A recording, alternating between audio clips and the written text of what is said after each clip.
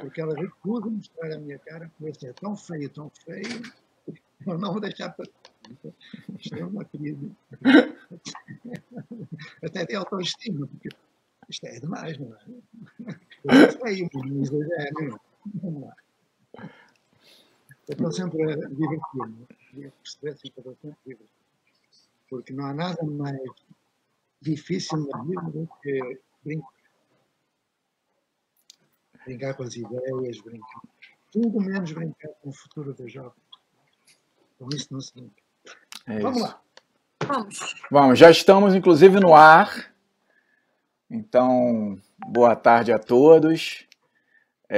Hoje uma conversa, uma live leve, extremamente feliz, como diz o André, alegre. Todos estamos numa alegria muito grande por receber aqui, além dos convidados que já tiveram conosco, né?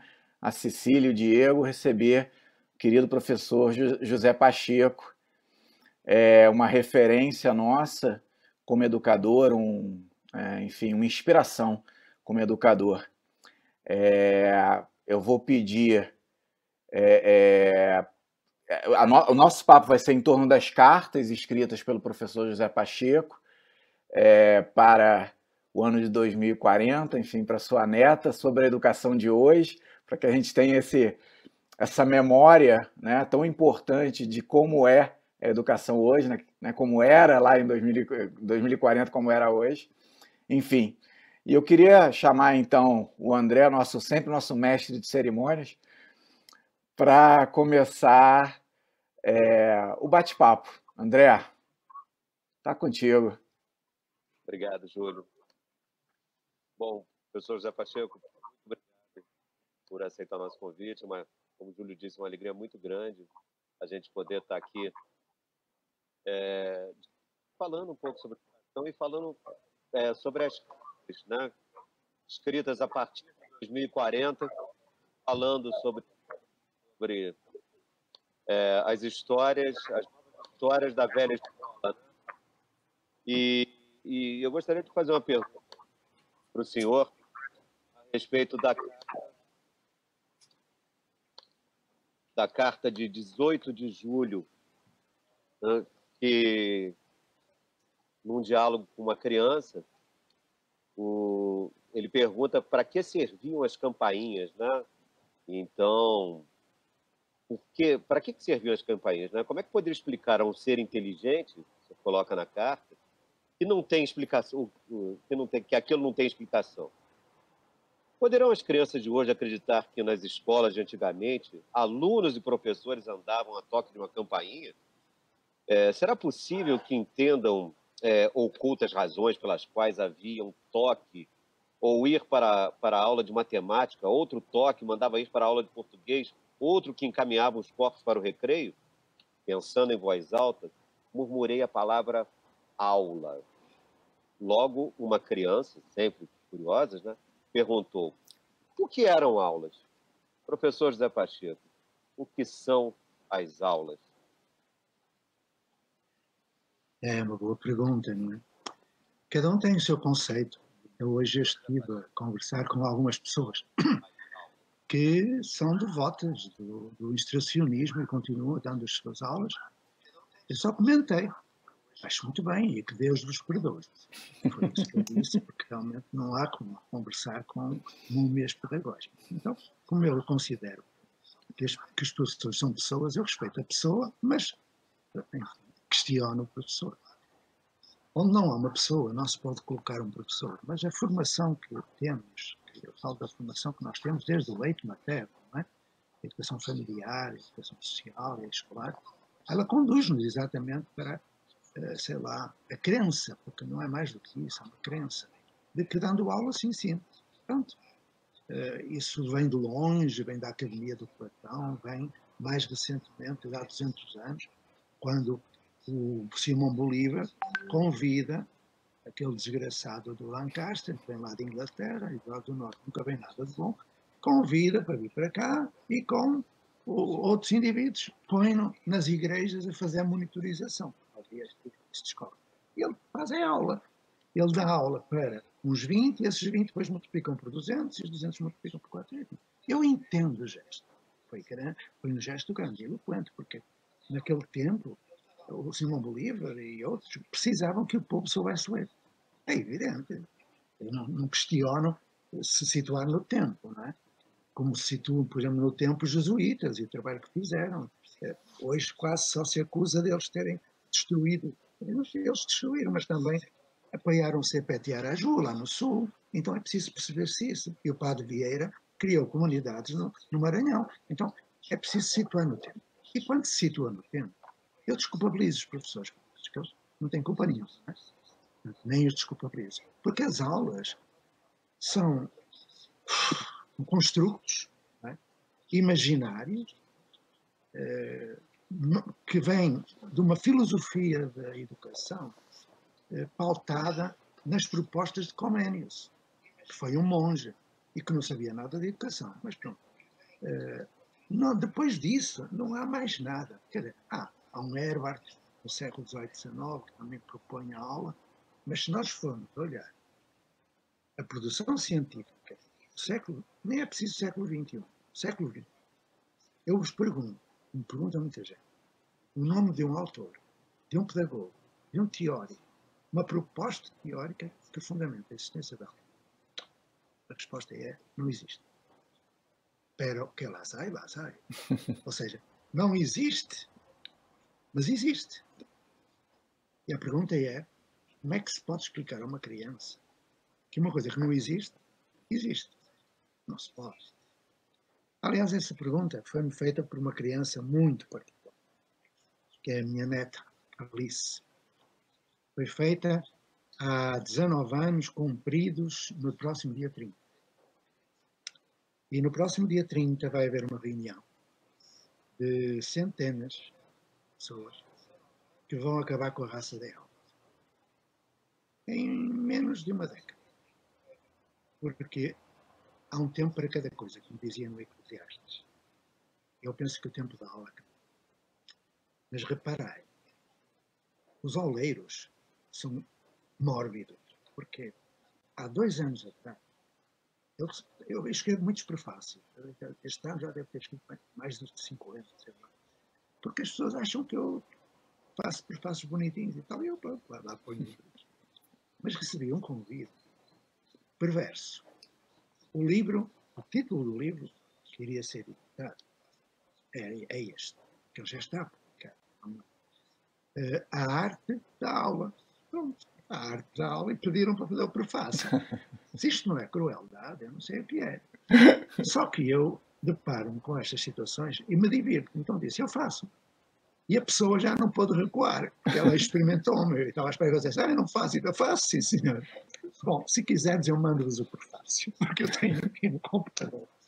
É um prefácio, realmente. Adoraria. Eu faço um elogio.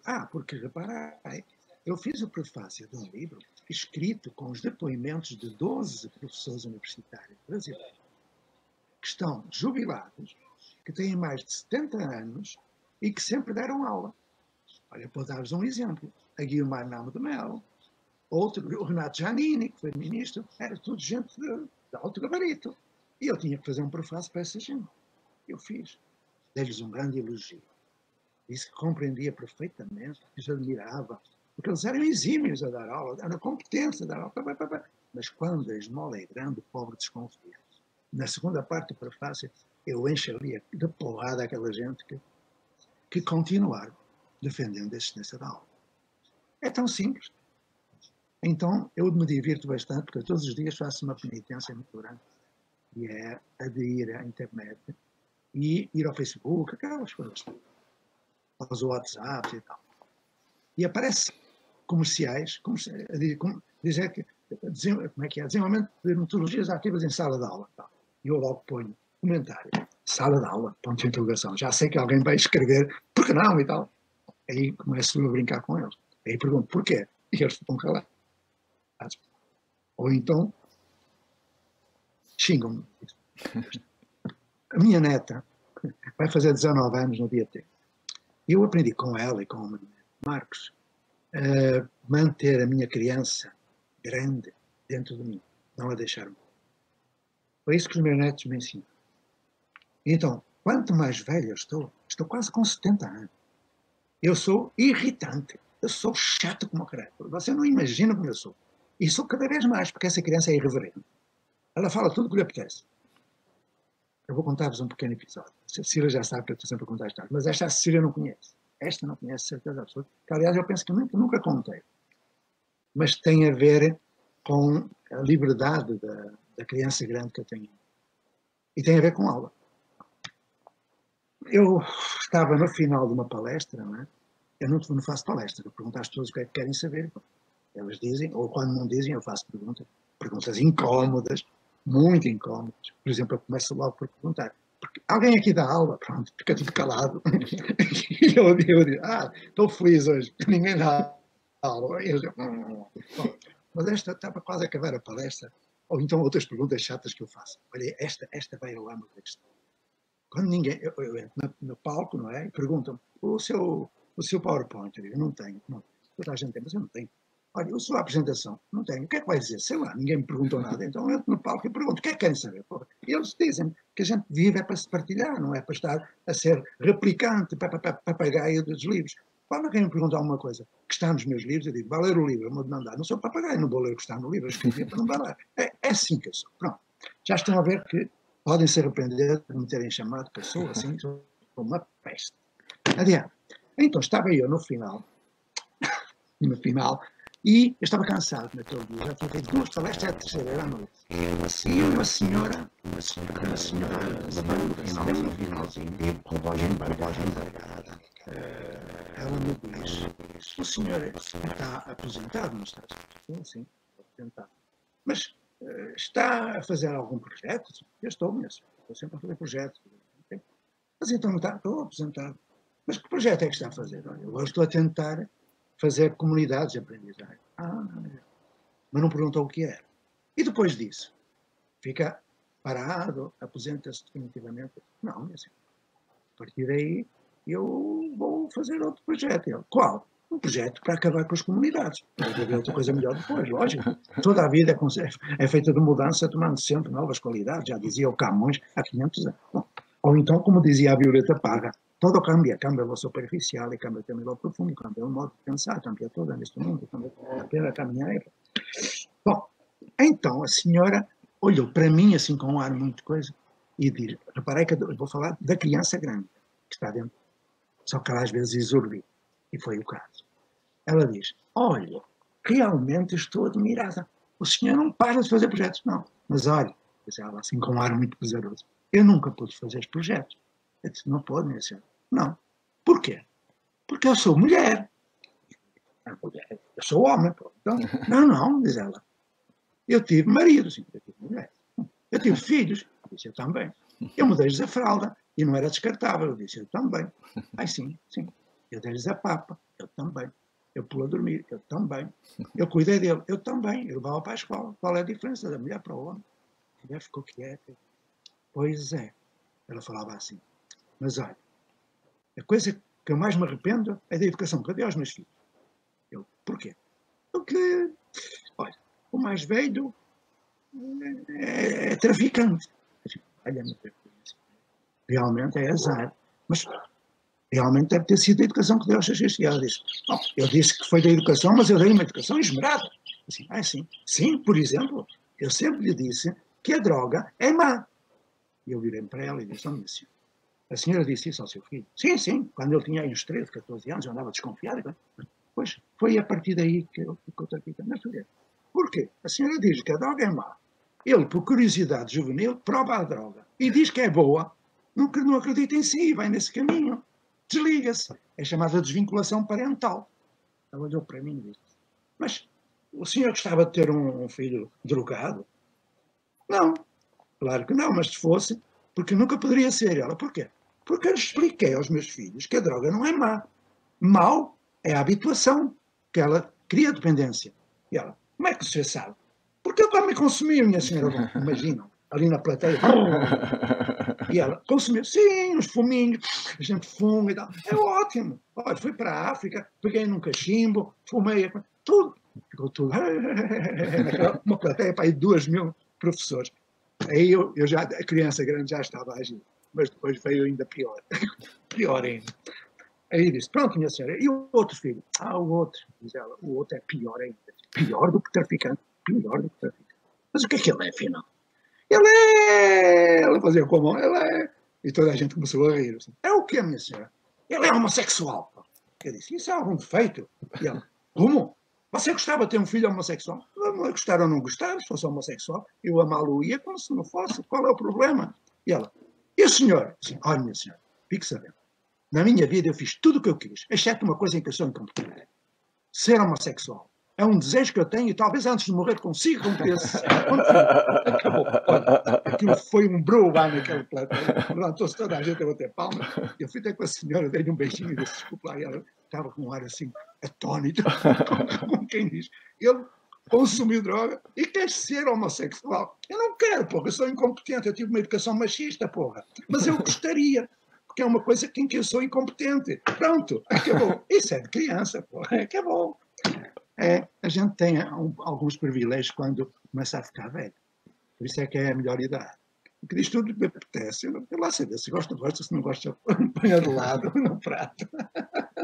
Já estão a ver com quem estão metidos. É isso. A gente tem que levar assim a vida sem entrar em depressão. Porque só há uma coisa que eu sei que nunca acontecerá comigo na minha vida. O resto tudo pode acontecer. Nunca irei ao psiquiatra nem ao psicanalista. Eles acabam todos na miséria por minha causa. Não vou. Digo tudo o que eu quero, só estou com quem gosta. É assim. Boa. Então, muito bom. Quanto ao resto, André, eu tenho vários livros que falam de aula.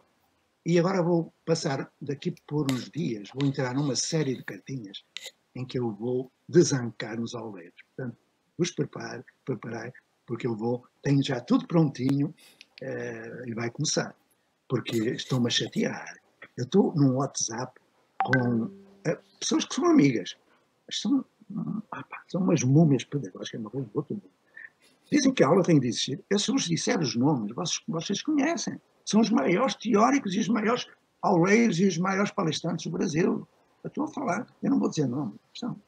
O único que está comigo a bater no gajo é o Pedro Demo, que ele fala do auleiro e tal. E o que está no meio, a articular, porque é um homem, enfim, que faz conciliações, é o Celso Vasconcelos, um grande amigo. Ele está sempre, vai para um lado, vai para o outro, tenta que a gente não se zangue, mas eu já os mandei à merda, assim, mesmo escrito. Tudo está bem, um bocado de chateado. Aí eles pararam de me chatear, mas agora já estão outra vez. E então, como eles já estão, vai ser uma série de umas 4 ou 5 cartas, vai acabar com a raça daquilo. Adiante. O André, e é nessa contação de história que eu venho há 5 anos me reformando e constituindo minha identidade. Como não formar uma identidade profissional super embasada através dessas histórias, não é? É porque eu falo, e isso é um defeito, daquilo que eu fiz com outro. Claro. Sozinho, nunca fiz nada. Nem o filho. Precisei de uma mulher para fazer o filho. Ninguém faz nada sozinho. Então, eu partilho. Pronto. E quem quiser pergunta, quem não quiser, não pergunta. Então vá lá. Queres ouvir mais alguma coisinha, alguma perguntita? Eu já estou quase em 200 cartas, sabiam? Comecei no primeiro dia do isolamento. Ou melhor, comecei um pouco antes, porque eu percebi que eu não podia sair de casa antes deles decretarem, mesmo no princípio de março. Porque eu estive num lugar, em fevereiro, pouco antes, estive num lugar onde houve mais mortes, houve mais contágio, no Ceará. Eu estive em Fortaleza poucos dias antes. Foi uma sorte, porque eu estou no grupo de risco, não é? Estive eu e a Cláudia. Quando voltei, começou a constar, escrevi umas coisas aí, eu fechei-me. Eu estou aqui desde o dia 1 de março. Não saí de casa. E só saio quando não for preciso usar máscara. Todos estamos assim, aqui também. Desde o dia 13 de março. Quase chegando no grupo de risco. Tá bem. Mas, professor, Júlio, eu só vou dar uma engatada agora. O professor fez uma colocação que eu acho bastante importante, que é o seguinte: muita gente agora na pandemia, descobriu o horror que é a sala de aula, porque a sala de aula foi para dentro de casa, né? E aí alguns pais estão atônitos com isso. Descobriram que a aprendizagem não é significativa, né? E eu costumo brincar.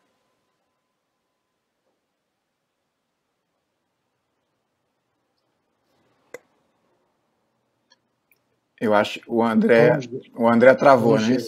É. Então vou. Não existe ambiente mais. André, repete que deu uma travada, por favor. Não, travou aonde? Em que ponto, Júlio? Há meio minuto, mais ou menos. Então vamos lá. A sala de aula invadiu as casas através da tecnologia e alguns pais conseguiram perceber o quão pouco é significativo esse modelo instrucionista que a gente tem, né? E eles falam muito de ambiente virtual de aprendizagem e eu discuto muito aqui com o Júlio e com o Zé que não existe ambiente mais virtual de aprendizagem do que a sala de aula numa aula expositiva. Porque, mediado somente pela linguagem, tudo é virtual. Tudo é virtual. E uma coisa, professor, que me deixa assim um pouco assustado, a gente está depositando uma fé na técnica e na tecnologia que vai resolver o problema da pandemia. Eu já estou vendo coisas do pessoal falando assim, como vai ser coisa tal, a escola, a educação, a vida pós-pandemia. Nós ainda não descobrimos a vacina, né? E já estamos falando em pós-pandemia, e me preocupa que o que nos trouxe até aqui foi uma crença cega na tecnologia, na técnica, e que nos trouxe essa questão da pandemia, e hoje a gente está colocando toda a fé na educação não, né? na aula, no instrucionismo, na técnica e na tecnologia. E isso me deixa muito triste. Era só uma colocação que o senhor falou da aula abstrata, né? E na sala de aula, para mim, é um grande ambiente virtual de aprendizagem. Quando... Deixa eu ver. Estás a escutar, não é? Sim. Sim? Okay.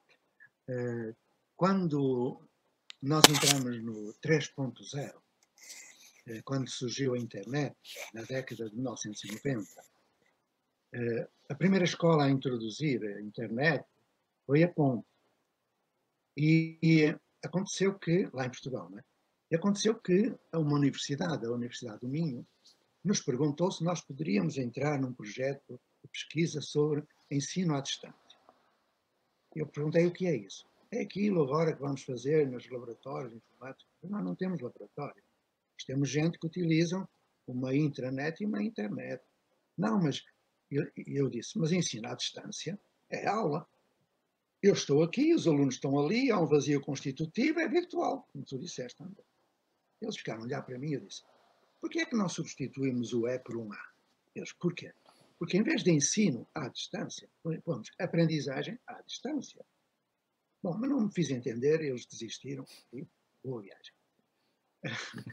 Só que passado algum tempo, lá vai mais uma historinha, não é? É uma chatice que eu passo a minha vida a contar histórias. Porque eu não gosto de falar no jargão científico, não gosto de contar coisas assim muito teóricas, é uma chatice. Vamos lá. Aí eu estava num congresso, lá, e era uma faculdade de pedagogia que estava lá. A primeira fila era dos professores, as outras eram de alunos.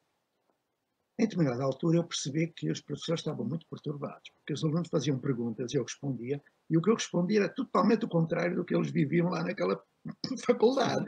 E eu estava preocupado, porque na primeira fila estavam colegas meus, eu estava preocupado.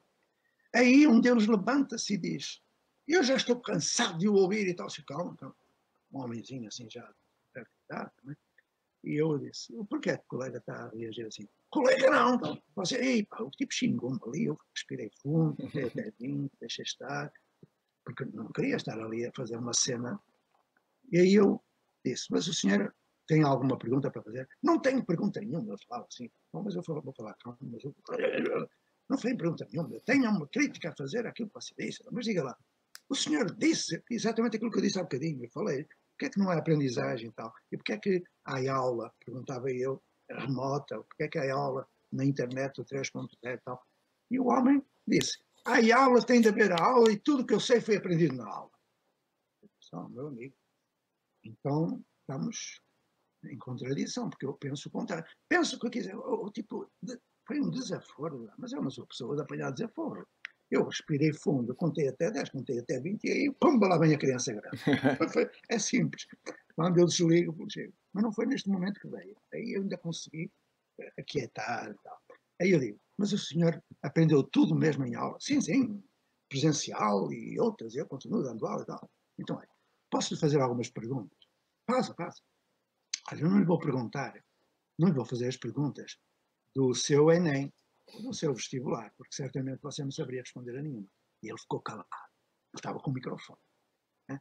E ele disse, não vou, ficou tranquilo. Também não vou fazer do ensino médio, quando você andou. E ele respirou fundo. Posso-lhe fazer do ensino fundamental? Ele deu uma gargalhada. Faça. Bom, a Cecília já sabe esta parte da história, mas não sabe o resto. E o resto é que é exatamente os ilhos da questão. E eu disse, então, olha, vou-lhe fazer uma pergunta de 2 ou 3 ou 4 disciplinas. A primeira pergunta foi, o senhor sabe fazer raiz quadrada? E o homem ficou quieto. Vá lá, tem o microfone, responda, por favor. Ele, muito baixinho, disse, não. Fala um pouco mais alto. Ele, não. Ok. O senhor teve aula sobre raiz quadrada? Ele, teve. Aprendeu? Ele, não. Mas o quê? Fez prova? Fez. Tudo certinho? Sim. Aprendeu? Não. Eu poderia ensinar alguma coisa neste momento, mas não vou dizer isso. Fico muito cruel. Eu podia dizer, por exemplo, que para haver aprendizagem ela tem que ser significativa, que tem de criar um vínculo afetivo, mas não vou dizer isto. Eu dei logo ali uma debater. E foi aí que começou o problema. O problema sério de haver ou não haver aula. Porque a seguir eu perguntei, olha, vamos para a história. Quais são os titulares das capitanias de Vigo? Vamos para as ciências. Diga-me lá aí qual é o princípio de Coriolis. Ele ficou calado. E depois vai. Vou parar aqui. Quando ele viu que estava a levar porrada, olhou para trás e viu os alunos todos quase a rir. Aí ele vem de cima e aí provocou a minha criança. Diz ele, fique sabendo que eu sou doutorado em Vygotsky. E eu, olha, é que este homem quer. O senhor é doutorado em Vygotsky. Sou doutorado em Vygotsky. E leu os livros do Lev Vygotsky. Li. Então não deve ter lido aqueles que eu li, deve ser outro Lev Vygotsky. O que eu li diz que a aprendizagem acontece na intersubjetividade e numa aula isso não existe. E ele, existe. Então pronto. Ele ficou calado. Como ele não tinha argumento, vem provocar a minha criança e diz, fique sabendo, eu sou doutor, PhD, o senhor é só mestre. Olhai bem, a arrogância, o ego. Eu disse, bom, meu amigo, se você é doutor, PhD, eu sou apenas um mestre, então eu não concluo que o senhor não leu o mesmo Vygotsky, leu o mesmo, mas é analfabeto funcional porque não entendeu nada daquilo que leu. Pumba! Olha, queria-me bater, mas é verdade, então se ele leu e dá aula, não é um analfabeto funcional. Eu sou assim, comigo não há. Quando a criancinha grande chega, pau! Então a aula é isso. André, é inútil tempo de ilusão de que se aprende alguma coisa. Ou melhor, aprende-se, cuidado, se aprende. Já agora não ficam sem a segunda história. E esta eu penso que a Cecília já sabe. Um dia perguntaram-me se nós não fazíamos avaliação lá na ponte. Avaliação. Não aplicamos a prova. Mas porquê é que não aplicam prova? E aí eu respondi. Olha, meu amigo, vou-lhe contar uma história, que é a maneira de explicar. Porque se eu quisesse explicar em termos de docimologia, eu iria ter que falar que o senhor faz testes. Ele tinha dito que fazia provas, dividia por número de provas. Ele disse que aquilo não podia acontecer. Porque prova, em notação de escala intervalar, a classificação é de escala ordinal, variável discreta. Mas eu não quis explicar isso, porque senão humilharia a pessoa. Mas ele tanto insistiu, eu lhe disse, olha, vamos contar uma história. Para mostrar que numa aula em que haja prova, para além de não se aprender nada, aprende-se o que não se deve aprender. Ele disse, quando foi feita a primeira prova da frição em Portugal, a prova da frição é umas provas que o Ministério aplica numa amostra, não é? para ver se as escolas estão a... Não tem efeitos de avaliação sumativa ou classificativa. Não tem. E isso eu até colaboro, quando se trata de classificar e não classificar. Comparar seres humanos, rankings. Então, bom. Singapura, que é o primeiro no PISA, acabou com os rankings. Então, não, sim. Vamos lá. Aí eu disse, olha, eu vivi 30 anos numa escola de 48 mulheres, eu era o único homem. E claro que é a ditadura da maioria. E quando veio a necessidade de ver um aplicador da prova, lá é o homem. Elas todas disseram, é o Zé. E pronto, castigaram-me quando fazia a prova. Aí eu peguei no manual do aplicador e começava assim. No dia da prova, depois de fazer a chamada, verificar se os alunos se encontram a uma distância prudente uns dos outros. Distância prudente. Que a distância será 1 metro, 1,5 metros, 20 centímetros. Eu comecei a raciocinar, raiz-me parta. Esta gente pensa que as crianças são desonestas. Têm que os pôr tão longe que eles não possam ver o que o outro escreve. Fiquei escandalizado com aquilo. Mas a coisa complicou-se. É que eu voltei lá para um espaço e escrevi no Preciso de Ajuda.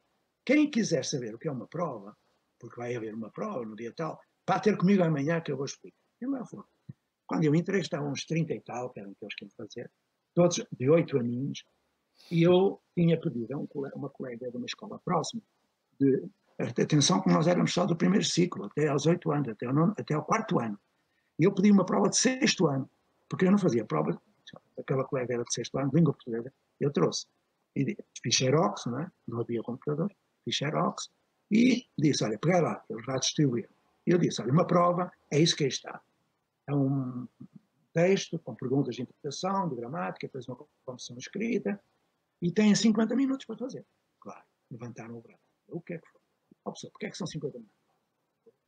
Olha, são 50 minutos. São 50 minutos. Já perguntei a muita gente, ninguém sabe, mas são 50 minutos, acabou. E eles, pois, mas se eu acabar antes dos 50 minutos, tenho de ficar na sala? Tenho de ficar na sala. Porquê? Não sei, meu filho. Fica na sala, acabou. Ele a perder tempo, pô, para com isso. Aí outro vem e diz, e se eu não souber nada do que lá está a perguntar, vou perder 50 minutos. Vais perder, e acabou. Pronto. Foi mesmo assim, eu acabei com a brincadeira. Era tanta pergunta. Aí eu entreguei, eu disse, comecei. E fiquei ali, porque o aplicador tinha de ficar lá. Eu estava a simular. Aí eles começaram a olhar para mim. Pô, o que é que foi? E eles levantaram o braço. Queriam falar, levantaram. Ó, professor, o que é que está aí a fazer? Parece um mundo, vai embora, cara. Desaparece, vá trabalhar. Não perca tempo connosco. Olha, é daqui por 50 minutos. Daqui por 50 minutos a gente pega nas provas e leva para você ver. Não posso. Não posso. No dia da prova eu vou ter que estar aqui. A fazer o quê? E diz um que tinha vindo para lá para a escola há menos de um ano. Lá na minha escola também era assim. Porquê? Os outros falaram, porquê? É para nós não irmos colar. E uma criança levantou o braço e perguntou, professor, o que é colar? Olha, naquele momento eu senti-me miserável.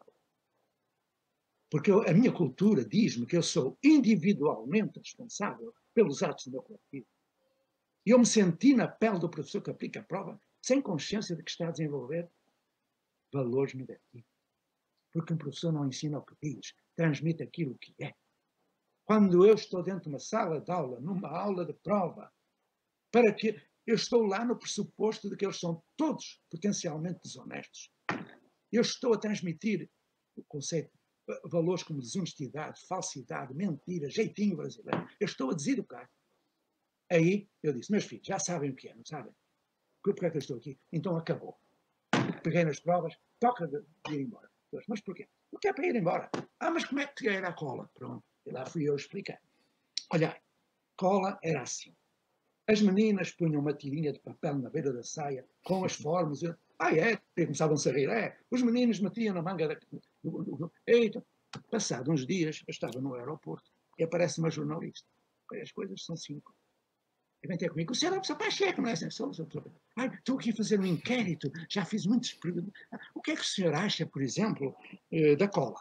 E eu, olha, meu Deus. Era numa altura em que estava. Foi tal e qual, mais ou menos. Sim, uma cola, sim. Você acha que se deve fazer alguma lei? Tá? Não, minha amiga, não se deve fazer uma lei. Olha, você sabe que a educação é um direito de todos, não é? Lá vem a criança grande. É um direito de todos. Pronto. E que todos têm direito de colar. E ela, como? Claro, todos têm direito de colar. Isso é um direito de todos. Proibir que colem, proibir que alguém dê o gabarito ao outro, é proibir o exercício de solidariedade. Porque se eu sei, o outro não sabe, eu olho para ele aprender, pô, é ou não é?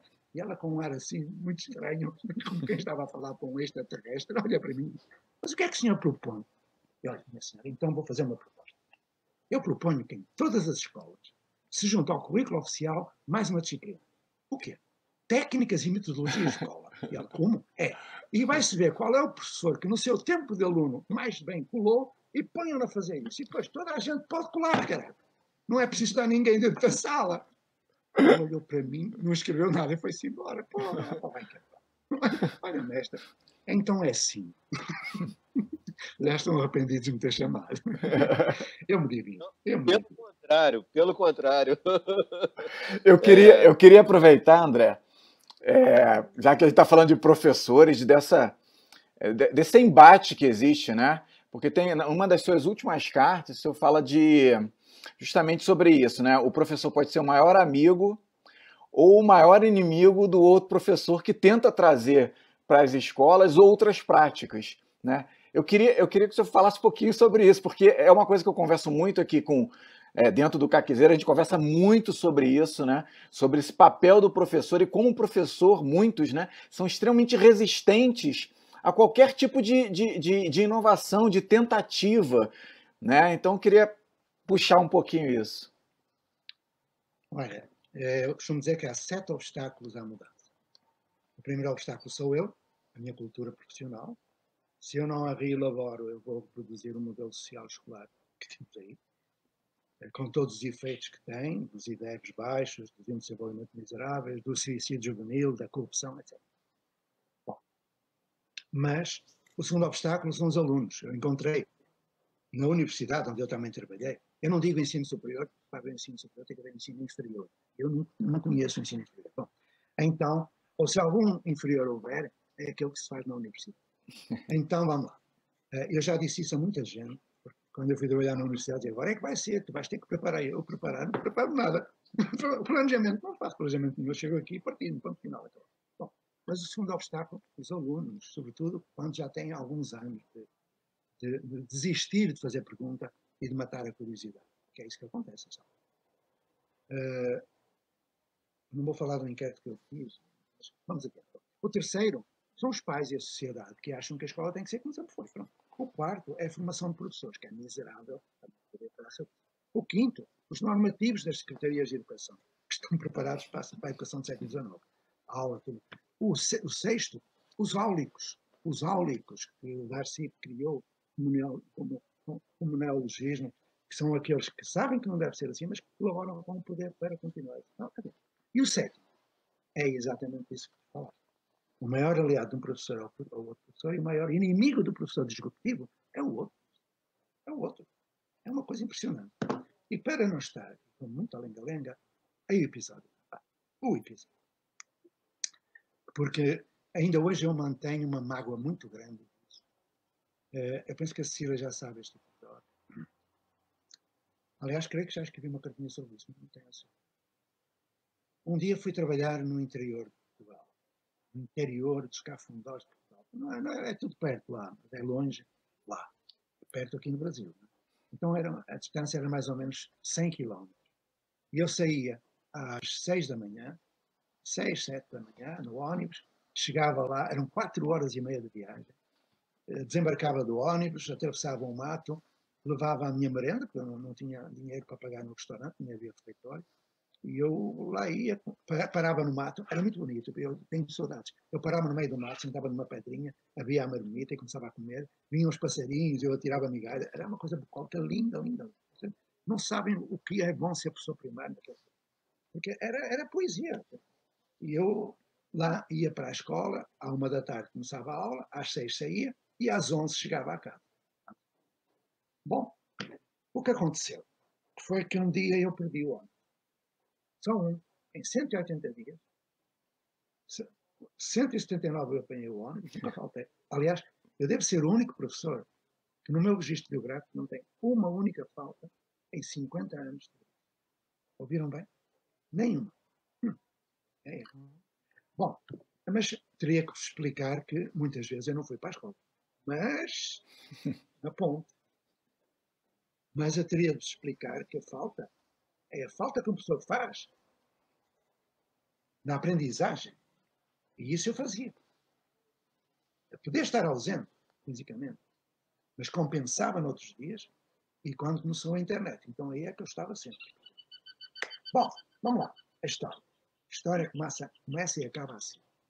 Eu perco o ônibus, vou para a estrada, pedir carona e passa um carro por volta das 10 da manhã e diz, para onde é que vai? Eu, Ferreira, eu vou para lá, tal. Você que é o professor, sou, vem aqui. E lá fui com ele, direto para a escola. Não fui pelo meio do mato. Não fui. Cheguei à escola, posei a marmita, comi, e há uma hora, à espera dos alunos, não apareceu ninguém. Não apareceu nenhum aluno. Porra, se passa. Aí vem um carro, para junto à escola. Essa aldeia rural não tinha eletricidade. Reparei bem, não tinha eletricidade. E a escola era chão de terra, ao lado de uma corte de gado. E eu levava as crianças para debaixo da árvore, então fazia como a comédia mandava, e as pessoas gostavam muito de mim. Só que isso causou inveja noutra. E sobretudo numa professora de uma escola da freguesia do lado. Então, para o carro, sai de lá um homem, vem a correr, chega à minha beira, o senhor é o professor Pacheco, sou, venha comigo, mete-me no carro, acelera, passa um portão, fecha o portão, entra numa casa, fecha a porta, fecha a janela, assim, pô, para com isso, cara. Assim, o que é que se passa? Eu, você não sabe quem eu sou? Eu não, pô, sei lá o que você é. Eu sou o padre aqui da freguesia. Sou o padre Abreu, lembrei-me do nome. Aí, o que é que isso tem a ver com? O senhor veio pelo meio do mato? Eu não. Hoje perdi. Quando eu digo isto, o padre ajoelha-se, cruza as mãos e começa. Obrigado, meu Deus. Mas minha voz quase chorar. Obrigado, meu Deus. Obrigado. Eu não estava a entender nada. Eu disse, olha, meu amigo, para lá com isso, porra, e diga-me lá o que é que se passa.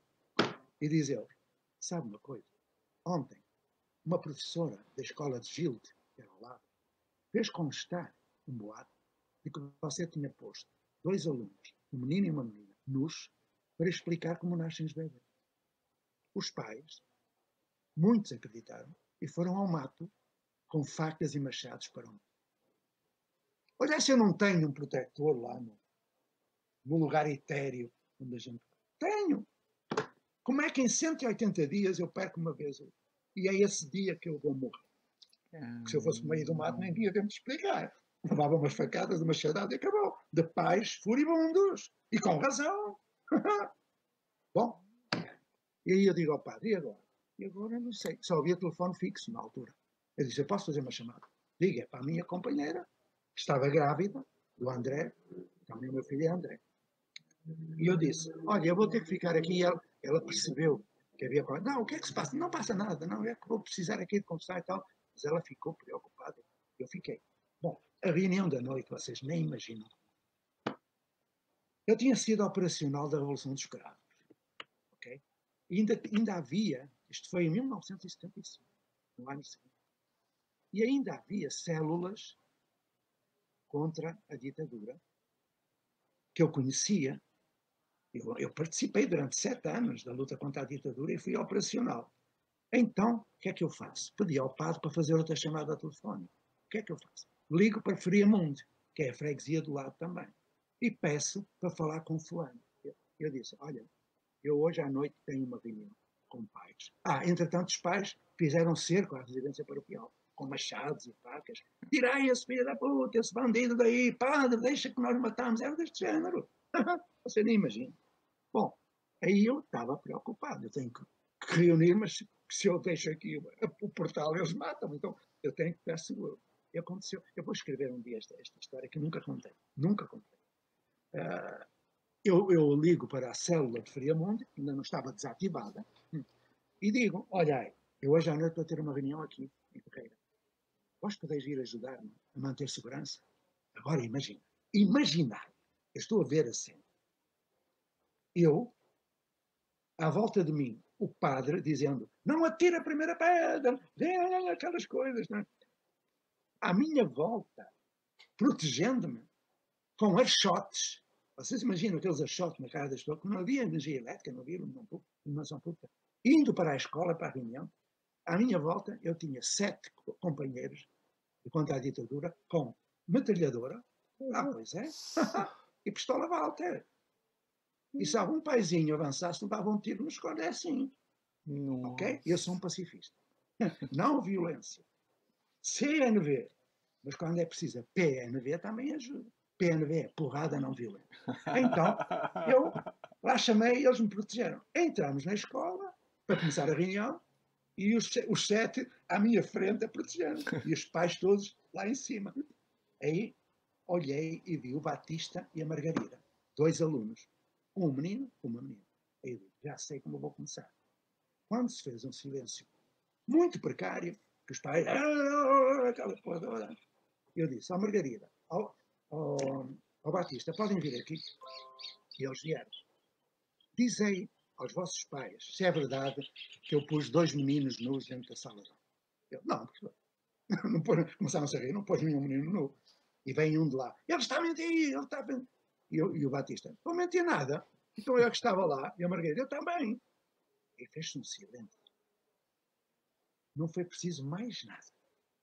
Aí um pai diz, vamos, Agilde, vamos matar aquela vaca. Eu, não. Aí comecei eu, não vão. Comecei eu a acalmá-los e caramba, adiante. Eu fiquei famoso naquele lugar. Não fiquei lá. Não fiquei, porra.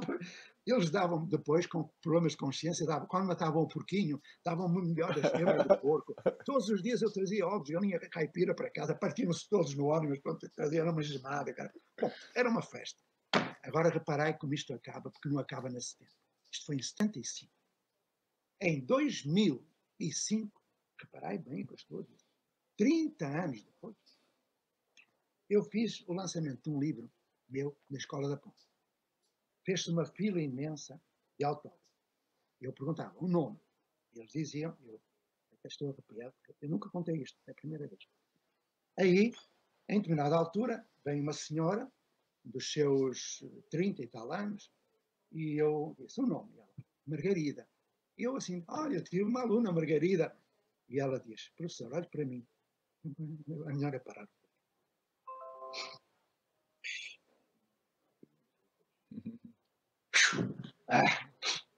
Eu olhei para ela, e ela deu um sorriso e disse, está aqui a Margarida. O que é que tu estás aqui a fazer? Eu vim matricular o meu filho. Desculpa lá, porque eu me emociono muito com isto. E eu tenho muitas dessas escolas. O maior inimigo é o professor da sala de aula.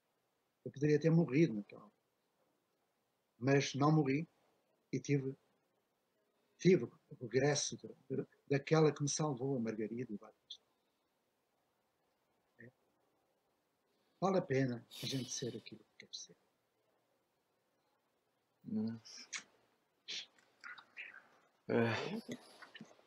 Olha-me Deus, perdoai lá o meu dizer, eu não tenho outra palavra. Emocionados aqui. Estão emocionados. Zé Luiz.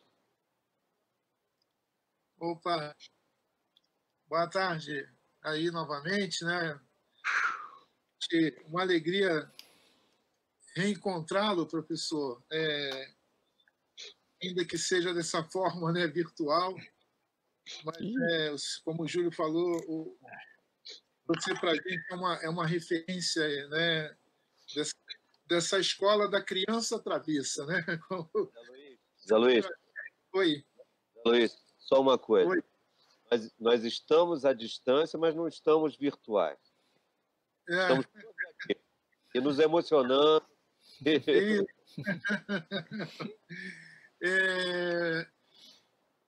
Eu li algumas das suas cartas, né? E uma que, inclusive, eu li hoje mais cedo,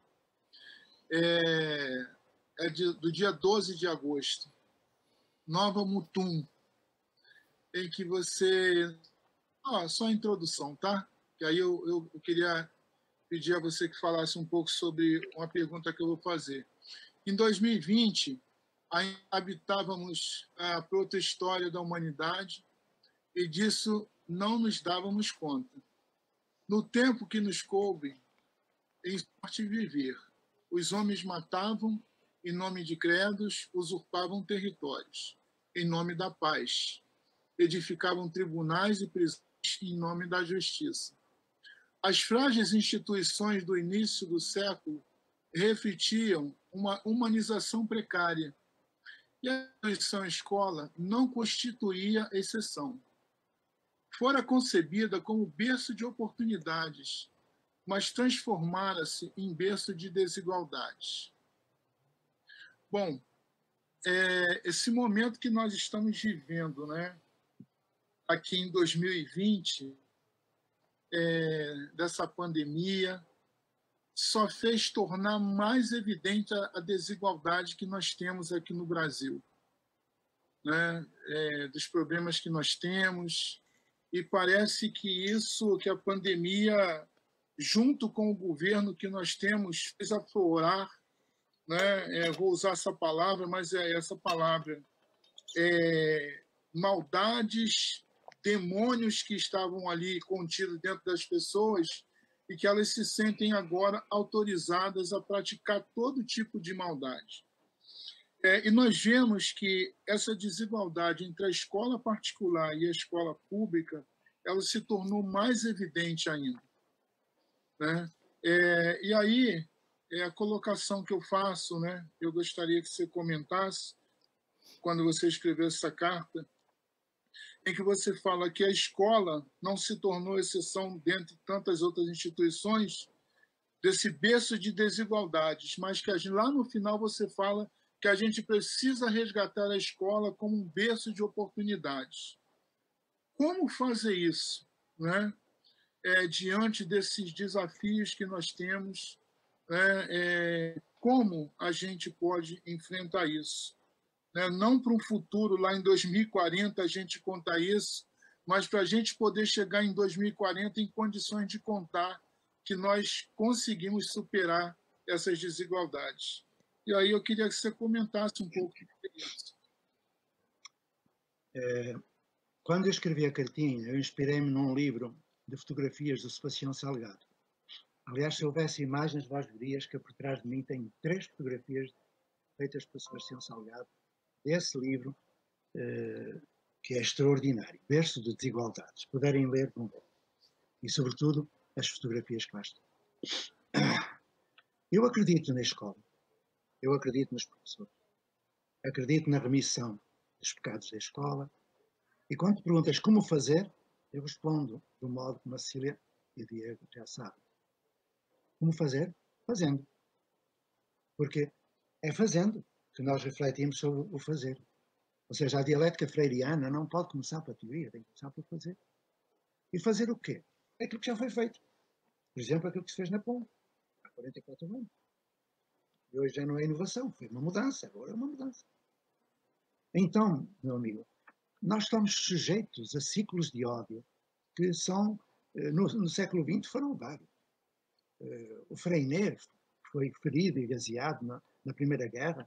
Ele falava que grande parte da responsabilidade dessa guerra foi dos professores. Foi dos professores.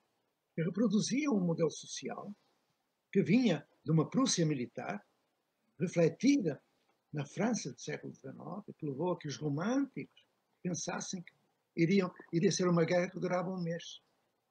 Bom,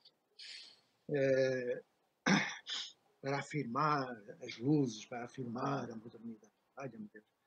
Bom, parece que não entenderam em 1918, e quando uma grande professora anarquista, quis dizer que teria de se mudar, mataram-na. E mataram, aliás, todos aqueles que eram pacifistas. Aliás, há uma grande autora do século XIX, que eu talvez me lembro do nome, porque o Alzheimer já está a acabar com os meus poucos neurônios, mas depois se eu me lembrar eu digo, porque eu vou ver tudo o que ela fez. Uma mulher extraordinária, que esteve na Comuna de Paris, e quando os seus companheiros foram julgados e condenados à morte, ela não foi, ela quis morrer com eles. Exigiu também a forca, mas pouparam-na. Há uma história linda, depois vou ver se encontro aqui o nome para vos mandar. Estava a dizer que não aprenderam em 1918 e o monstro Adolfo Hitler começou a criar-se a partir da década de 20. E acabou por criar, 20 anos depois, mais uma guerra. E depois a guerra da Bósnia. E depois a guerra e depois as guerras da África. E depois as guerras ocultas que dizimam seres inocentes. Por que é que eu estou a falar isto? É porque os ciclos de ódio são mesmo ciclos. Porque enquanto a escola não mudar, enquanto a educação familiar for aquela que temos, que decorre da educação escolar que o Estado fornece, enquanto a educação social for aquela que é, aquela que temos as fake news e destas coisas todas que temos dos WhatsApp, vamos continuar com ciclos de ódio, em que as pessoas põem cá para fora tudo aquilo que, de uma forma bem sutil, os professores transmitem. Quando um professor está sozinho em sala de aula, ele está a transmitir valor. O valor do individualismo, da autossuficiência. E não está a transmitir valor da solidariedade, porque ele não tem ninguém com quem dizer. Dá para entender? Pronto.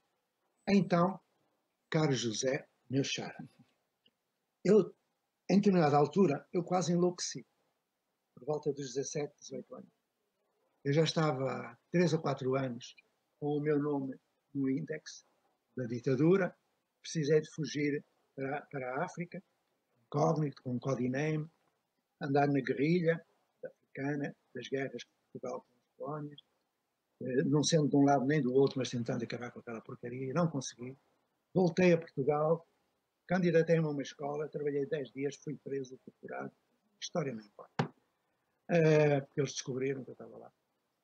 E é uma história. A Cecília já sabe, que é a história da professora que fazia as turmas. E eu, depois se quiserem eu conto a história, é que eu fui preso. Mas agora vamos lá voltar e para acabar. É que eu aos 17 anos percebi que a escola me tinha salvo. Eu nasci num cortiço. E éramos 68 alunos na 4ª classe. Mas da 4ª classe ninguém passava. Porque éramos muito pobres. Aquilo que eu aspirava era ter comida na mesa. E foram muitos dias de fome, sem saber se comia no dia seguinte. Com o meu pai preso, injustamente, também era contra o regime, e a minha mãe morrendo de exaustão. E à minha volta era morte. Morte matada por faca, por cascos de vidro, por bala, por tortura, por guerra, por sífilis, tuberculose. Eu não tenho um amigo de infância, morreram todos antes dos 30 anos. Eu fui o único que salvei. Porquê? Porque um dia, em 1960, tinha eu 9 anos, quando completei a 4ª classe, a OCDE lançou um projeto chamado Projeto Mediterrâneo. E foi aos cortiços das cidades principais de Portugal e de outros países captar o aluno mais bem classificado do 4º ano. Era eu, por certo. E juntaram 30 alunos a 30 cortiços numa turma e deram-lhe a essa turma os melhores professores da época. A Natália Dessa, o Eduardo Pacheco, são pessoas que têm, lá viva, que têm estátuas. Ouviram bem? Professores que neste momento têm bustos e estátuas nas escolas. Eram os melhores. Para fazer o quê? Para tentar entender se, dando condições de aprendizagem aos desgraçados dos cortiços, se eles também agiam e aprendiam aquilo que os de berço doido aprendiam. Resultado. Essa turma era a melhor em tudo. Era de 0 a 20 a classificação. E nós éramos 30. E nenhum tirou menos de 20 em todas as disciplinas e em todos os períodos. Era 20, 20, 20, 20, 20, 20, 20, 20. Enquanto que as outras pautas, as outras turmas eram 10, 9, 7, 6, 14, apareciam 3, era uma festa. Nós éramos tudo 20, 20, 20, 20, 20. Ok? E no primeiro dia, a primeira aula, imaginai qual foi a disciplina. Religião e moral católica. Bom, o Estado português tem uma concordata com a Santa Sé. Okay? A escola enfim, não é confessional, mas era. Nós, quando começávamos as aulas, era Ave Maria, Mãe de Misericórdia, Vida da Esperança Nossa, Salva, Guarda, Dá-me nós, liberdade, fins de Eva, Pós, Esperança. Eu sei essa portaria toda, porque agora com o rei da memória de longo prazo, eu até sei o discurso da primeira comunhão, pô. Está aqui tudo e falta o espaço para meter as coisas, porque cabeça de português não é lá grande coisa. Eu agora lembro-me daquela porra toda. A Anta pôs até com conta de danos. Ai, meu Deus. Bom, adiante. O mal que fazem às crianças. Eu agora estou a sofrer com isso. Depois, 60 anos depois, estou a apanhar com esta porcaria toda, que vem o lixo todo que me meteram na cabeça. Que... Uma boa memória. Agora, concluindo isto. O padre entra, e nós os 30, imagina, com uma roupinha miserável. Não tínhamos. Eu estava com um calçãozinho e tal. Das memórias que eu tenho, sei lá, maior mágoa, vou dizer, só uma. Quando chegava o Natal, nós não tínhamos batata, não tínhamos. Como é que nós conseguíamos? Cada família mandava o filho mais velho para a prefeitura, para o prefeito receber e entregar 4 batatas e um rabinho de bacalhau. Eu era o filho mais velho e eu fui receber. Imaginai, a prefeitura era junto ao Rio Douro. À noite, foi na véspera, não melhor, na antevéspera, nós íamos receber. A oferta do prefeito começava às 9 da noite e ia até à meia-noite. Às 9 da noite, nessa prefeitura, a fila era imensa, fazia 2 quarteirões. E eu estava lá na ponta. A temperatura, 0 graus. E eu estava descalço, porque não tinha que vestir, nem calçar. Tinha um calção e uma camiseta. Eu tremi. Até chegar junto ao prefeito, era 11h30 da noite, espirrando, tossindo, e dizer muito obrigado, senhor prefeito. A humilhação, a doença. Vamos lá, continuando. Shit, nunca contei isto. Eu estou admirado. Vamos acabar. Essa eu não conheço, professor. Essa eu nunca contei. É a primeira vez. Aliás, há muitas que eu tenho. Eu tenciono, daqui por um ano, começar um livro de ficção, em que tudo aquilo que eu vivi desde criança, aquilo que o meu pai viveu. O meu pai saiu de casa aos 7 anos. Foi viver com uma mulher de 22. E mantinha-se engraxando sapatos na Praça da Liberdade. Bom.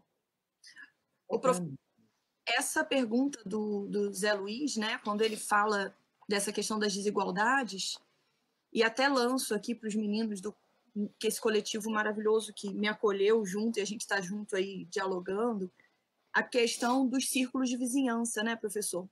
Que a gente vem falando nas formações e que fazem muito sentido, né? A gente vinha conversando na nossa última reunião, por que agora todas as normativas que estão pensando em protocolos são para essas crianças voltarem para a sala de aula? Por que o encontro tem que ser dentro da sala de aula? Se a sala de aula cabe todo mundo, não é seguro. Então, a questão dos círculos de vizinhança, a gente também vem conversando no coletivo. E se o senhor puder falar brevemente um pouquinho para a gente desse conceito que vem trazendo muita gente não sabe, né, do que a gente está tentando trazer, acha que sabe, às vezes a gente mesmo está buscando aqui entender esse círculo de vizinhança. Eu falarei então, mas vou concluir a história. Só muito mais tarde, aos 17 anos, é que eu percebi as mensagens que alguns professores desse tempo me tinham deixado. Porque eu, aos 17 anos, percebi que não tinha praticamente possibilidade de... Eu era o coordenador do gangue lá do lugar, da Ilha dos Tigres, onde não entrava nem ambulância nem polícia.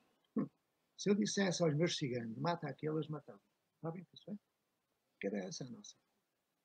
Então, aos 17 anos, eu percebi todas as mensagens. E a mensagem da primeira infância desse padre foi definitiva. Ele entra na sala, e nós quietinhos, caladinhos, todos ali, quietinhos. Ele olha para um colega meu, aponta para ele e diz: o que é que tu queres saber? Tal e qual. O que é que tu queres saber? Nunca ninguém nos perguntou isso. O moço começa a tremer e ele: me dizes e aponta para mim. Eu tinha metido lá num cantinho, mas ele viu-me, que eu estava a esconder. O que é que tu queres saber? Mas eu tenho sempre a resposta pronta. Eu quero saber o que era a minha rua, a Ilha dos Tigres, antes de ser a Rua da Vitória. Ele olhou para mim e disse, porquê é que tu queres saber isto? Eu quero saber porque estou curioso, eu gostaria de saber o que era e o que era a casa onde eu nasci e tal. Ele olhou para mim, Padre Lima, grande homem, Padre Lima. Aliás, ele deixou de ser padre depois, foi perseguido pela ditadura, mas eu tinha um grande amor para aquele homem, como com outros. E ele diz, então se tu queres saber, rua, eu como? Saia! Eu pronto, biblioteca. Mas olha, falas com o bibliotecário e tu vais pegar 2 livros e põe num papel. Entrega isto ao bibliotecário. E daqui por 50 minutos tens de voltar e contar aos outros o que aprendeste. Eu, porra, lá fui eu a correr, cheguei ao bibliotecário. Olha, está aqui, eu quero fazer. É o senhor Padre Lima. O Padre Lima. Ele leu, trouxe-me os livros e eu, tal. 5 minutos antes do fim da aula, eu bato à porta, ofegante, e ele, entrei. E agora comunique. Olha se isto não é o paradigma da comunicação, o paradigma da aprendizagem. Dentro de uma sala de aula. Só que eu não sabia. Aí eu fui triunfante. Eu disse, eu descobri que a minha rua, no século XVI, era uma judiaria. Vou explicar o que era uma judiaria. Judiaria, antes os judeus estavam em um gueto. Depois veio a decadência da nobreza e os nobres estavam em decadência, ocuparam aquela rua, construíram uma casa, que é o prédio onde eu nasci, que era dos Pachecos Pereira. Olha, e depois vieram os ingleses que criaram não sei o quê, e trabalharam o vinho do Porto. O Padre Lima, rindo, todo contente, diz, estás aprovado, pá. Podes não vir às próximas que já estás aprovado. E eu perguntava, mas onde é que está a religião e moral católica? Estava lá toda a mensagem cristã. Toda. Tudo. Porque Cristo nunca escreveu nada. Era exemplo. Estava ali, aquele padre. Então, aos 17 anos, eu decidi ser professor. Não é como eu costumo brincar, quando se vai para professor, vamos por amor ou por vingança. Eu fui por vingança, mas fiquei por amor. Eu conheci o Paulo Freire, fiquei por amor. E corajoso que eu fui, e bem me tramei. Acabei nos calangouços e tudo mais, mas já está lá. É que, naquela rua, eu com 17 anos, comecei a ser professor. Eu nunca fiz pedagogia. Eu fiz engenharia. E comecei a ser porquê? Falei com o meu pai e disse, ouça, porquê é que a gente não faz aqui, no clube, havia um clube, onde eles jogavam baralho e dominó, e o filho da puta, acabaram, era, cada frase era 2 ou 3 caralhos, e vai mais um murro num, e vai uma navalhada no outro, era assim, era um faroeste aquela porra. E eu disse, porra, vamos ver se transformamos aquele clube em alguma coisa diferente, para as pessoas começarem a ler, e o meu pai, quando deu uma gargalhada, a ler, eu não leio nada, pô. Eu disse, não, mas pode ser que queira e tal, se a gente tem aqui uns livrinhos, a gente leva para lá. Olha, até podia fazer o seguinte, criar um grupo de xadrez. E o meu pai, está calado com isto, fala um grupo. Mas o meu pai era o presidente lá da associação. Eu disse, eu posso ir lá. Eu fui. Eu era muito respeitado, infelizmente, porque aos 17 anos, os meus colegas da minha idade, quando falavam comigo, falavam assim, ao senhor José, ao senhor doutor, puta que pariu, desculpa lá, eu dizia, chama-me Zeca. Não, reparai bem, a minha geração. Aí eu fiz a minha prédica e não é que eles aceitaram fazer um grupo de xadrez e que eu levasse os livrinhos para lá e tal. Então começou aquilo que hoje se pode chamar o EJA. E começou a leitura, começou um círculo de vizinhança, que eu não dei o nome, e que transformou aquela rua radicalmente. Fizemos técnico-profissional integrado, fizemos tudo o que havia para fazer, e aqueles jovens que não tinham curso nenhum fizeram técnico-profissional, que eu também fiz. Eu tenho carteira profissional de montador de eletricista. Aos 12 anos tinha 2 funcionários a trabalhar para mim. Aos 12. Numa empresa de eletricidade, de baixa tensão. Está bom? E já agora posso dizer-vos que eu comecei a trabalhar aos 4. Vou dizer-vos como era o trabalho aos 4. Para acabar. Porque o ciclo de vizinhança acabou com trabalho infantil. Aos 4 anos. Aos 4 anos, o meu pai tinha uma vassouraria. E como ele foi preso, era preciso alguém ir para lá. E naquela altura, os 2 filhos dele, Um tinha 4 anos, que era eu. O outro era a Isabel. Eu de 4 anos fui trabalhar. Qual era o trabalho? Sedar piaçaba. Eu vou explicar o que é. Um sedeiro. Eu tinha que pegar nos molhos de piaçaba, e as vassouras eram de piaçaba, e passar no sedeiro para, primeiro, no sedeiro mais grosso, tirar aquilo que era para fazer a vassoura, deixando ficar o grosso. No sedeiro do meio, era para tirar a miçanga. A miçanga eram os fiozinhos que vinha junto com o piaçaba. Quando a gente puxava a miçanga, se um fio daqueles passasse pelos nossos dedos, cortava profundamente. E eu ganhei infecções nos dedos porque não havia álcool, não havia nada. Eu punha uma serapilheira à volta da mão, dorida, para continuar o trabalho. E quando metia a mão dentro do maço de piaçaba, as ratazanas que tinham feito lá dentro os seus ninhos agarravam-se à minha mão, ferravam-me os dedos. E não falo mais, que é para não dizer coisas que podem afetar. Eu fui para o professor para me vingar.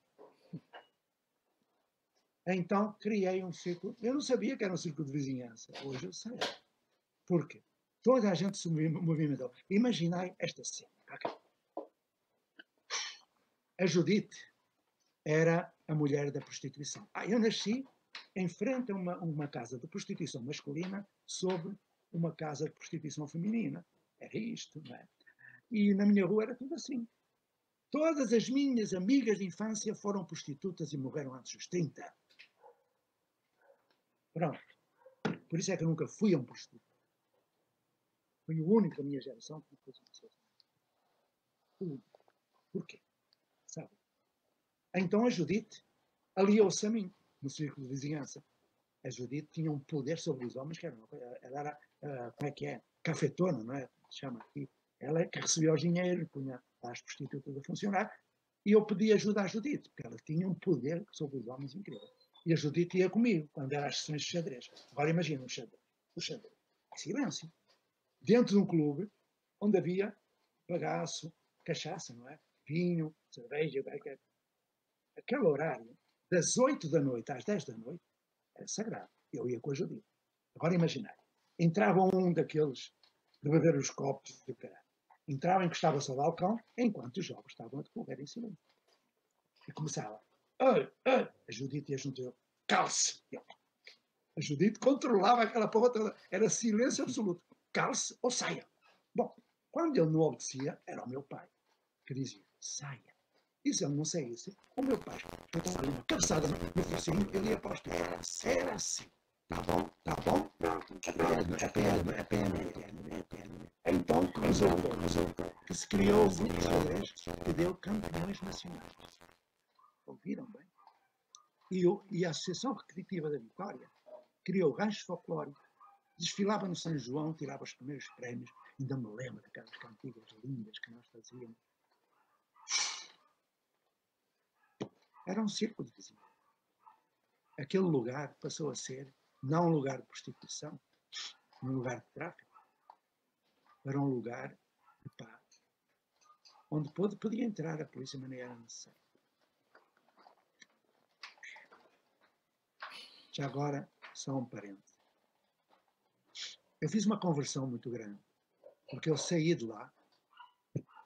Saí, não saí, só saí aos 24 anos. Mas eu saí de lá porque fui estudar, que me deram essa oportunidade. E quando fui estudar, eu gosto muito de música. E comecei a fazer coros. Criámos um coral lá na Ilha dos Tigres, um coral. Só de homens, que a mulher não podiam sair de cá. Bom, mas depois podiam. Porque um dia, esqueci-me de dizer uma coisa. Lembrando que eu estou a falar do coral. Estou a falar disto pela primeira vez. Nunca falei desta porra. Eu hoje estou numa fase crítica. Bom, lembrando que eu estou a falar do coral. E... do coral. E do coro da Sé Catedral. Fiquei com esta que é para não me esquecer. Porque eu vou agora contar uma coisinha.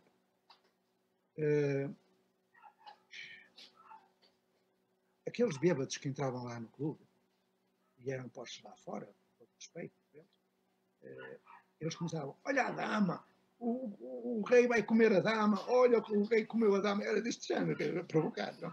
Mas era uma coisa já muito eufemística e tal, que não era aquele lá para o caralho, era natural. Bom, acontece que foi aí que eu entendi várias coisas, quando já estava fora, a partir dos 12 anos, que eu era autónomo, eu ia para fora, eu tinha muito dinheiro, fazia tudo o que eu queria.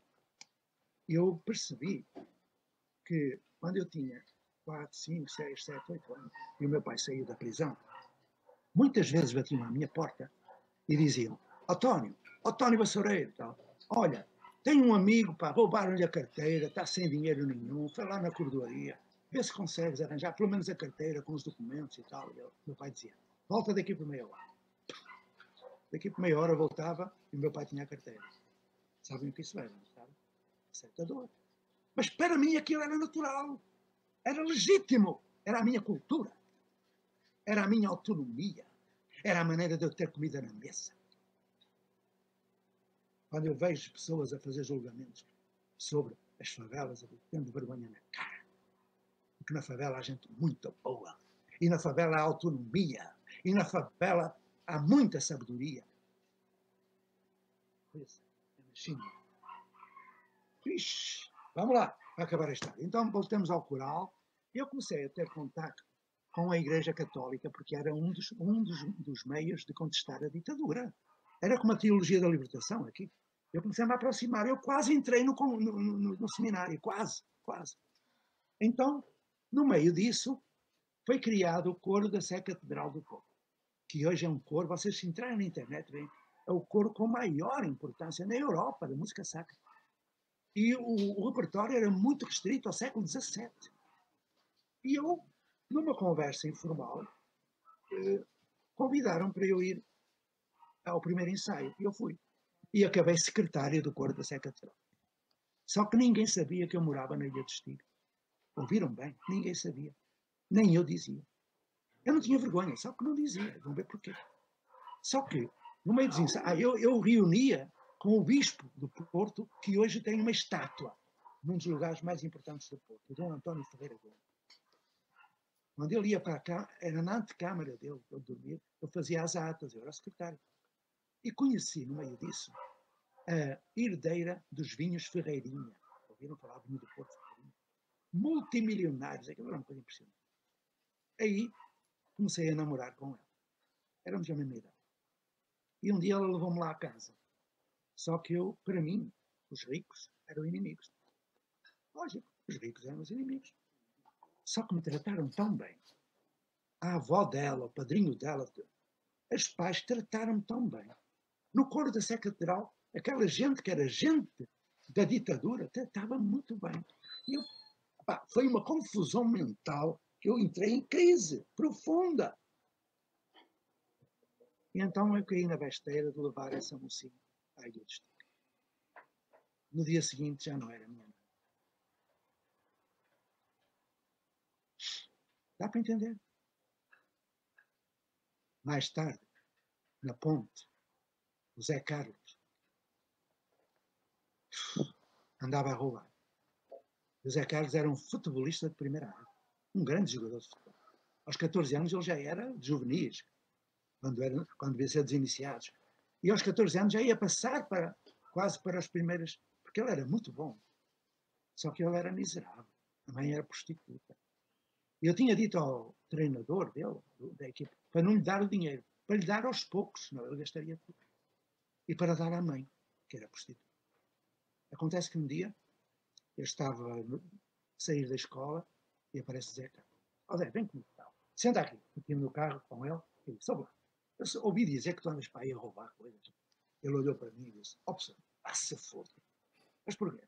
Caralho, olha, toda a gente da minha idade tem namoradas, levas ao boteco, levas ao cinema, tem dinheiro e eu não tenho. Eu tenho direito de ter dinheiro para levar a minha namorada, porra. Eu fiquei calado. Fez um silêncio e disse: ó Zeca, mas eu estou preocupado contigo. Qualquer dia tu tens um problema. E eu, está, olha, foi tal e qual. Uma semana depois estava morto. Tentou assaltar um boteco, levou 2 tiros. Ai. Olha no que eu me meti hoje.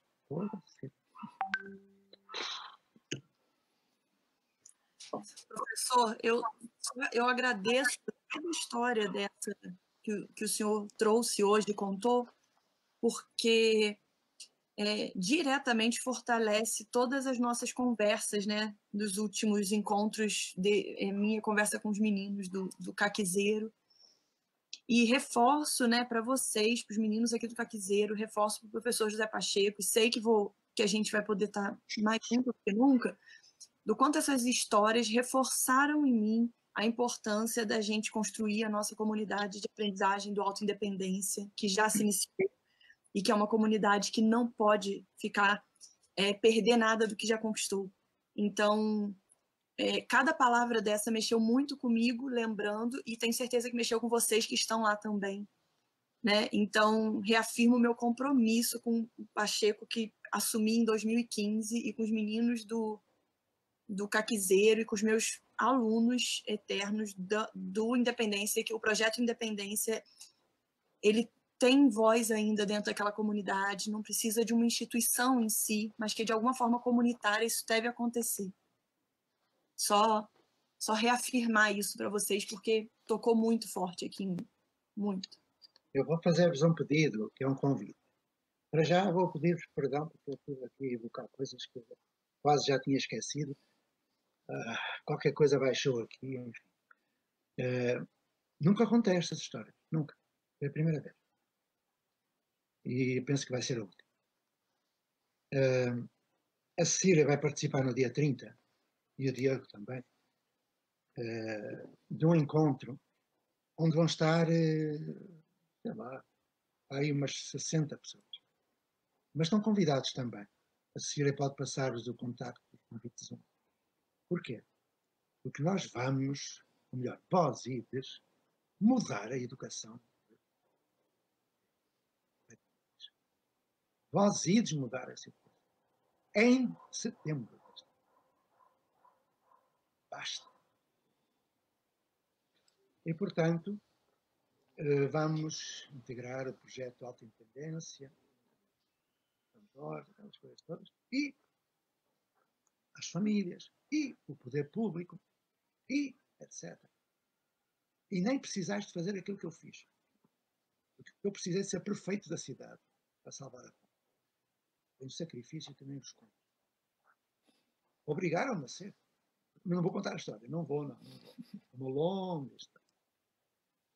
Em que eu fui guerrilheiro e usei a PMB. Adiante.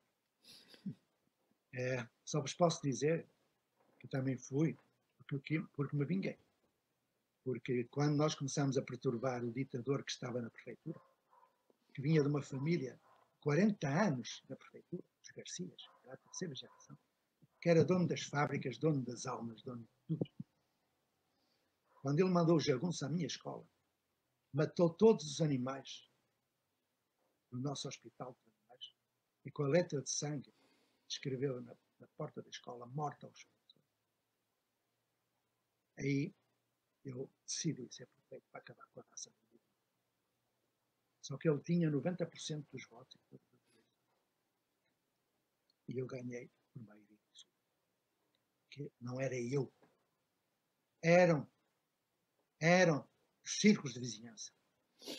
Eram as 23 associações que eu ajudei a criar. Era o coro da Associação Avense, que quando eu ainda estava a contar os votos, já cantava e tocava. Eu comecei a chorar de emoção, porque era prefeito da cidade, em nome do povo.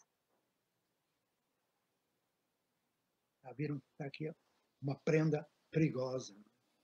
Então vamos mudar Petrópolis. Quer a prefeitura queira, quer não queira. Olha eu preocupado. Com gente como vós, tudo é possível. Gratidão.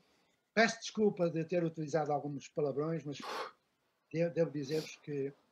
Bom, já agora vou contar a última história. Ainda aguentam? Por favor. Por favor. Com certeza. Por favor. Lembrei-me dos palavrões. Eu acho que esta já contei na carta, mas se não contei, pronto. Vai contar. Ai. Cá vai. Nós tínhamos lá na ponte um dos dispositivos era: eu acho ruim Eu acho ruim, eu acho mal. E não acho ruim se algum jovem tivesse lá um nome durante uma semana, mais de 3 vezes, não era ele que sofria, não era ele que ia para o tribunal, não era ele, era a equipe dele, era o grupo, que ele era responsável, como os outros eram responsáveis por ele. Esse princípio é básico. Né? Então, um dia apareceu lá era o Simão Sem Cabeça, porque ele era muito racadinho, coitadinho.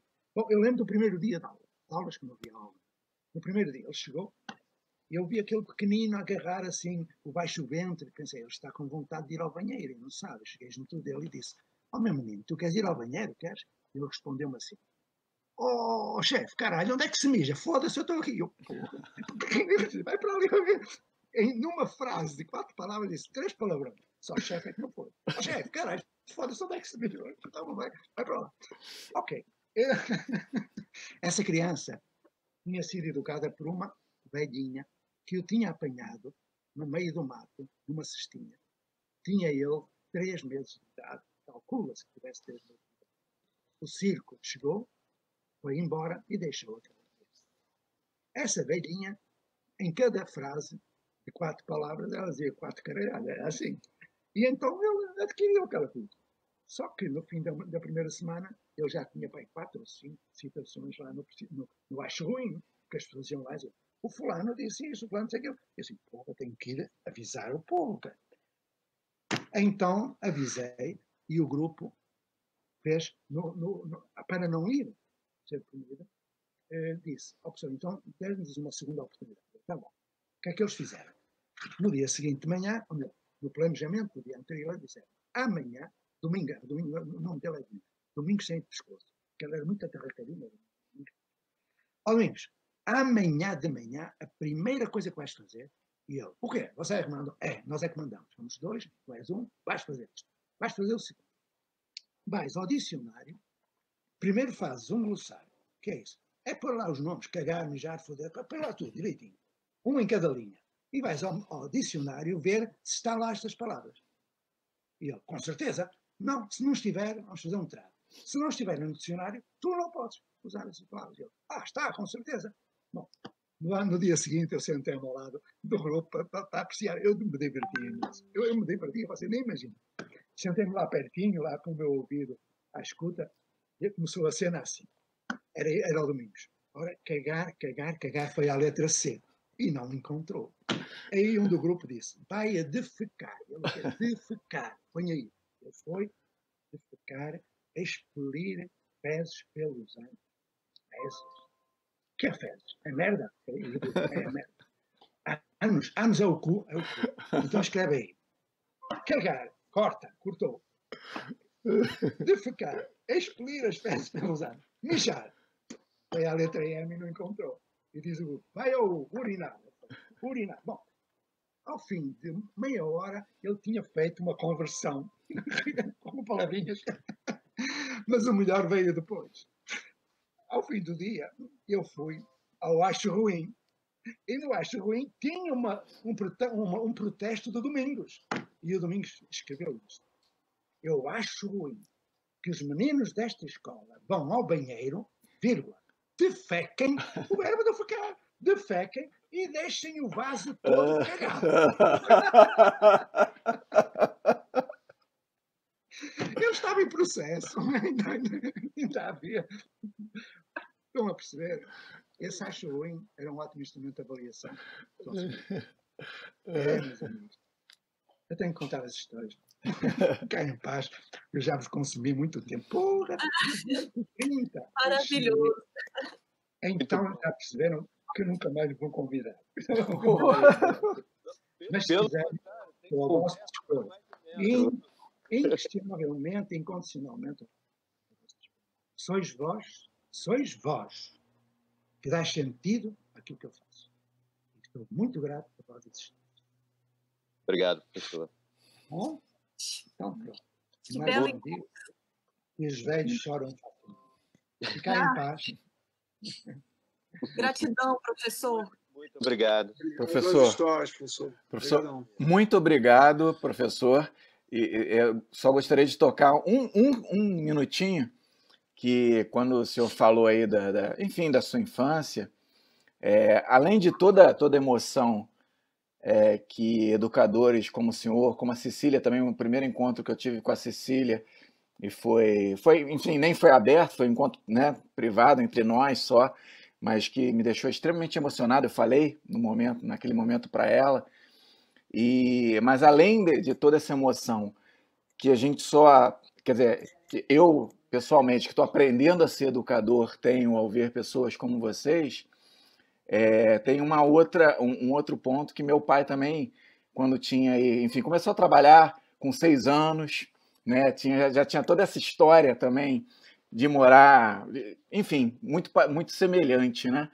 Então, e é muito bom ver que com educação, porque ele sempre foi um lutador, ele fez aniversário agora há pouco, né? E faria aniversário, dia 17 de agosto. Então, ele conseguiu criar e hoje ter uma pessoa, um filho que está se dedicando a construir possibilidades para outras pessoas. Então, muito, muito obrigado de coração a sua gentileza de estar aqui com a gente. Então, permitam-me mais meio minuto. Quando eu digo que acredito nos professores, é porque acredito nas Cecília e nos Diego, que é psicólogo. Na Cecília, porque tem sido aquilo que nós já conhecemos. Eu não vou ser puxado, ela sabe. Quando eu penso na Cecília, eu me emociono. Mas o Diego esteve todo o tempo calado. Ele é um homem de agir. E ele, calado, falou muito. Que eu o conheço. Estimai o Diego, estimai a Cecília. E convosco vou mudar a face da educação. Ficai em paz. Agora vou embora. Muito obrigado. Obrigado, professor. Um abraço. Obrigado, professor. Nossa, estou com palavras. É impactante, né? Também. Bom, gente, o que foi isso, hein? Um tufão, né? Com vontade de continuar. Estou aqui me segurando para não chorar, viu? Meu Deus. Obrigada, gente. Obrigada por esse encontro. Obrigado, Cecília. Diego. O Diego, sempre no nosso grupo, é que exercita a escuta, né, de uma forma maravilhosa, né? Sempre quando a gente está conversando, né? Então, daqui a pouco a gente vai ter que se encontrar, Diego, porque eu sei que você vai ter uma opção de feedback para dar para a gente. Sempre nas conversas, ele vai lá e puxa, né? Olha, não, então você disse isso, quer dizer, isso é muito legal, muito bacana mesmo, né? Cecília, Diego, Júlio, Zé, obrigado. Foi Salve muito... os caras. Vamos processar isso tudo, né? Agora vamos processar isso tudo. Eu já ouvi falar em caqui japonês, caqui não sei o que, mas agora tem um caqui chorando. Agora é hora disso, né? De processar mesmo. Informação, né? Muita informação intensa. E com certeza, numa próxima conversa, a gente vai ter muito para conversar, porque isso vai alimentando dentro da gente. Muito obrigada. Muito obrigada. Obrigado. Um beijo enorme. A gente aí no Caquizeiro. Foi muito bom. Obrigado a todo mundo. Beijo, gente.